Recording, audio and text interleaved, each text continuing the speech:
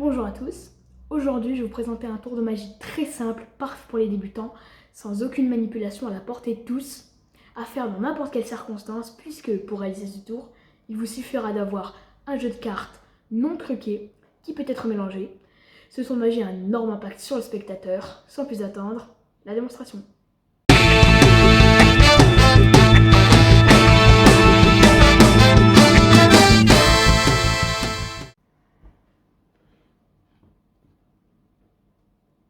Je mélange.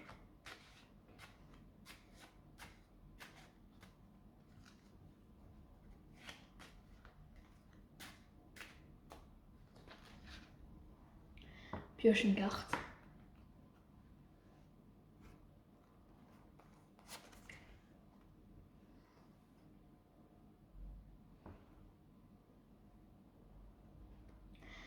Pose ta carte sur le paquet de ton choix.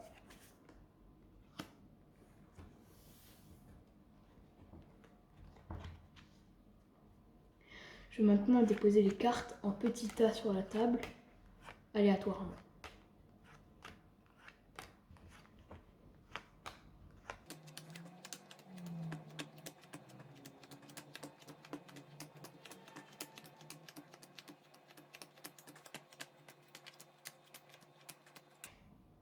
Je referme de la même manière, aléatoirement.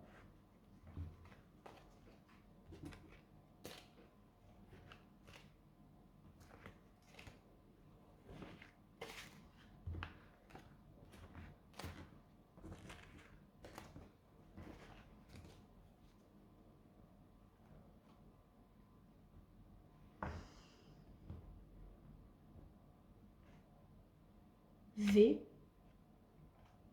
A, L, E, T, D, E, C, O, E, U, R. Valet de cœur.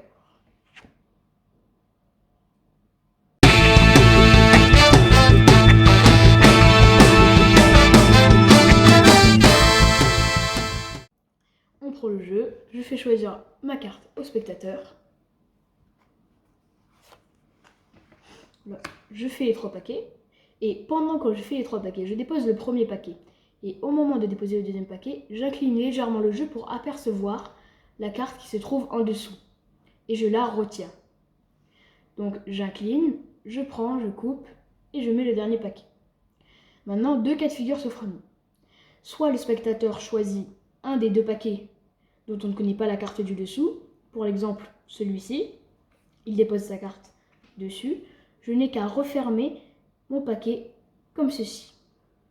Mais s'il choisit ce paquet-ci, où j'ai mémorisé la carte, il la dépose, eh bien, je trouve le prétexte, je coupe le paquet en 2, en disant que je veux par exemple mélanger encore plus, pour faire entrer cette carte que j'ai mémorisée avec la carte du spectateur. Hop, comme ceci, et après on met un paquet par-dessus et un paquet en dessous. Ce qui fait que la carte qu'on a retenue se trouve maintenant juste à côté de la carte du spectateur. Je dépose les cartes en faisant mon paquet. Et là, il va falloir faire très attention.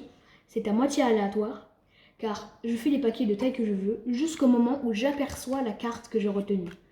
Donc jusque-là, des paquets de taille complètement différentes. Et on attend de tomber sur la carte en restant très attentif. La carte qui était le valet de trèfle.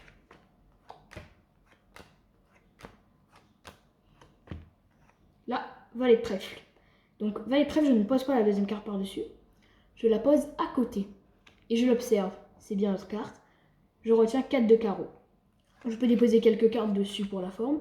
Et après, je vais déposer les cartes une par une en épelant la carte dans ma tête. Q, U, A, T, R, E. Je change. D, E, C, A, R, E, A, U, X. Et je dépose les autres cartes qu'il me reste en un seul ou plusieurs. Quand je referme le paquet, c'est de nouveau à moitié aléatoire, car il faut que je prenne les 2 paquets que j'ai comptés, donc 4 de carreaux. Je les prends et les mets ensemble.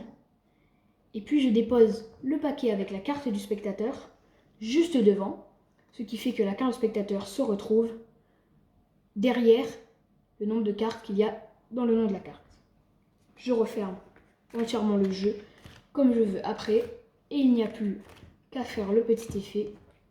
On réfléchit, on dit ce qu'on veut, et on épelle la carte Q, U, A, T, R, E, D, E, C, A, R, R, E, A, U, X.